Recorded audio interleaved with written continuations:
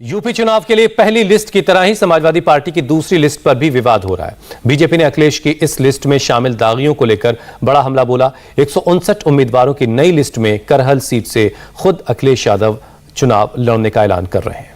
लेकिन विवाद उन 10 से ज्यादा नामों पर है जिनके खिलाफ गंभीर आपराधिक मामले दर्ज हैं। पार्टी जेल में बंद आजम खान को रामपुर से, उनके बेटे को स्वार से और कैराना से जेल में बंद नाहिद हसन को उम्मीदवार बना चुकी है।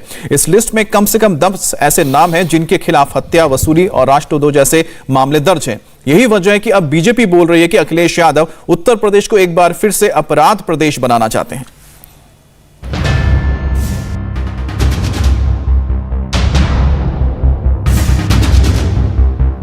मुजफ्फरनगर के दंगाइयों को, बुलंदशहर के दंगाइयों को, मेरठ के उपद्रवियों को वे लोग टिकट देते हैं। लिस्ट नई है, अपराधी वही है।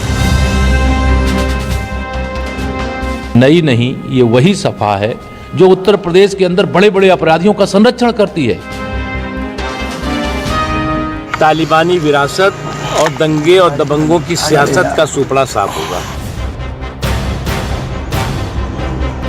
अखिलेश यादव उत्तर प्रदेश में घूम घूमकर हवा में बदलाव का नारा लहरा रहे हैं। वो बताने की कोशिश कर रहे हैं कि सत्ता का रंग बदलने वाला है, राजगद्दी की रवायतें बदलने वाली हैं। लेकिन जैसे ही समाजवादी पार्टी ने उम्मीदवारों की दूसरी लिस्ट जारी की, बीजेपी हमलावर हो गई, क्योंकि इस बार भी पहले की तरह टिकट देते वक्त सिर्फ ये देखा गया कि वोट कौन ला सकता है, जीत कौन सकता है।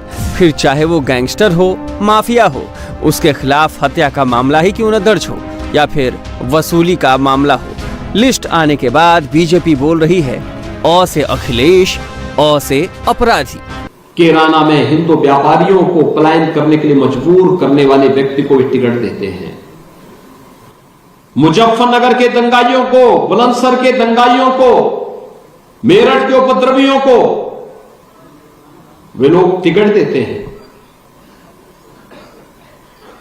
तालिबान का समर्थन करने वाले लोगों को मुरादाबाद में टिकट देते हैं, अमरोहा और संभल में प्रत्याशी बनाते हैं।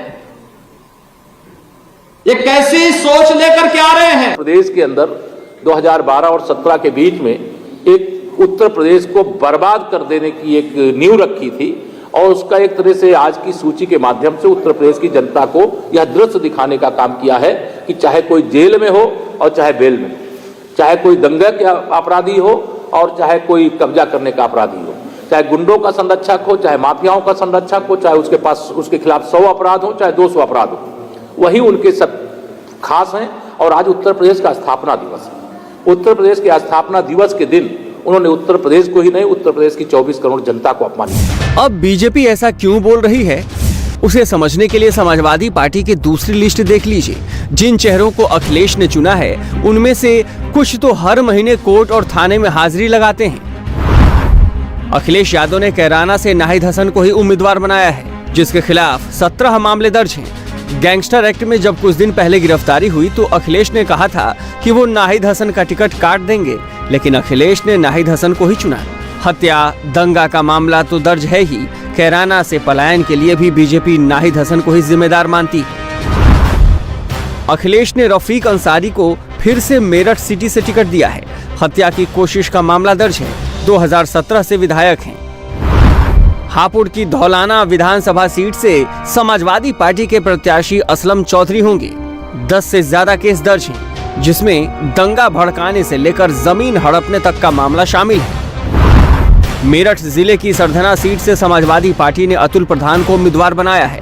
इनके खिलाफ छोटे बड़े सारे मुकदमों को जोड़ देंगे तो संख्या 37 तक पहुंच जाती है।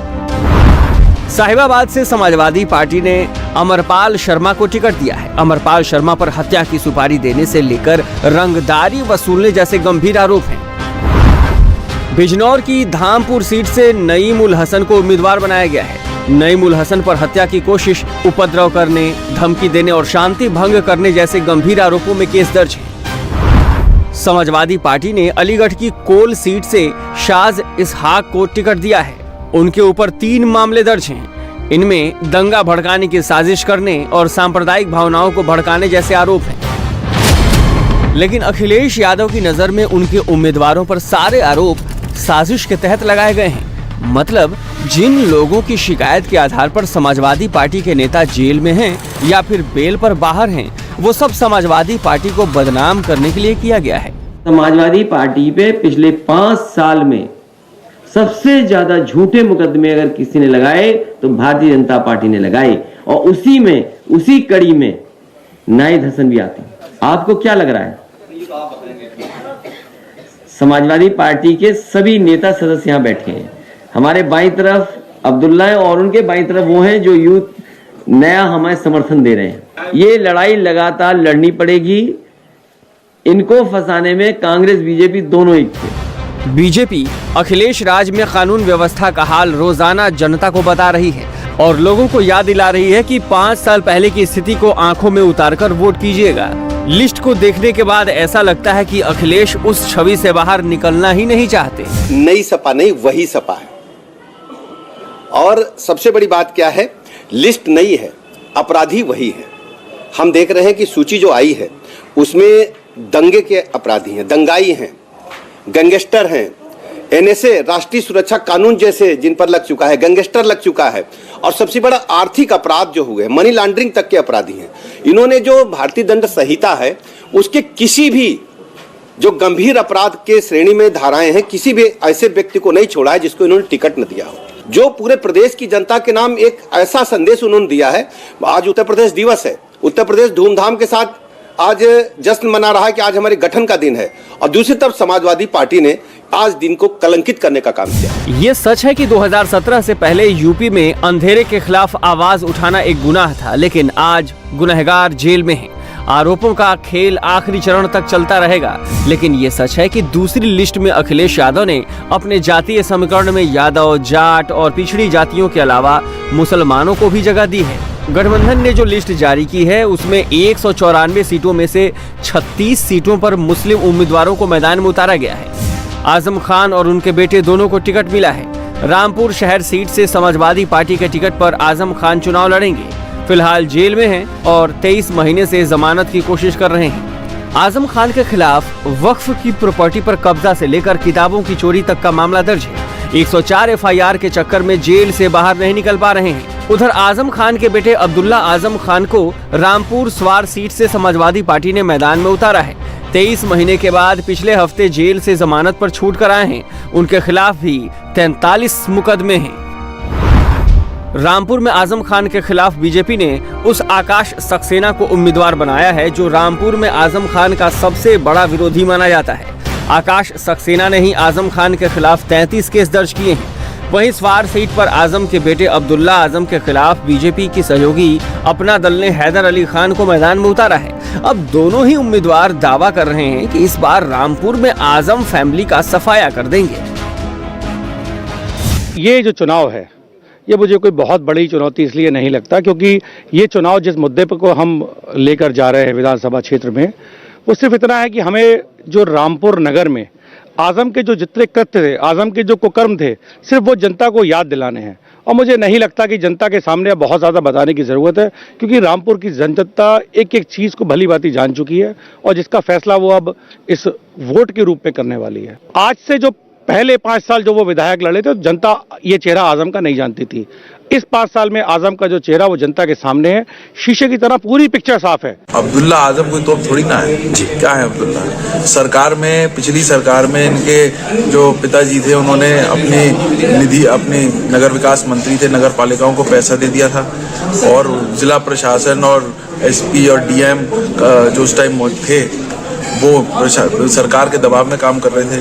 अब तो बिल्कुल हर कोई आजाद है। अब के और आपके चुनाव में बहुत अंतर रहेगा। 159 उम्मीदवारों में जाति की अगर बात करें तो ओबीसी के 66 उम्मीदवार, जिसमें 20 यादव और 46 गैर यादव शामिल हैं। इसके बाद सबसे ज्यादा 32 टिकट दलितों को दिए गए हैं। फिर मुसलमानों को 31, ब्राह्मण को 11, वैश्य को 9, ठाकुर को 5, सिख को 3 और अन्य 2 शामिल हैं। अब इस लिस्ट के आने से सबसे बड़ा झटका किसको लगा है वो भी समझ लीजिए। बीजेपी से एसपी में आए स्वामी प्रसाद मौर्य के बेटे का टिकट कट गया है। रायबरेली की जिस ऊंचाहार सीट से टिकट मांग रहे थे, उस सीट से समाजवादी पार्टी ने मनोज पांडे को टिकट दे दिया है। ऐलान होने के बाद सामने तक नहीं आए हैं। इस लिस्ट में समाजवादी पार्टी का समाजवाद भी नजर आ रहा है और अखिलेश का डर भी। अखिलेश को लगता है कि इस बार भी बीजेपी बाजी मार ले गई तो समय से पहले प्रदेश में उनकी राजनीति निपट जाएगी। इसलिए न तो दंगाइयों से परहेज है, न गुंडों से और न ही जमीन हड़पने वालों से। लेकिन अखिलेश का यही कदम बीजेपी को उनके खिलाफ और हमलावर कर रही है। इंडिया टीवी हर वक्त हर जगह डाउनलोड करने के लिए सर्च करें India TV news Google play store या ऐप स्टोर पर।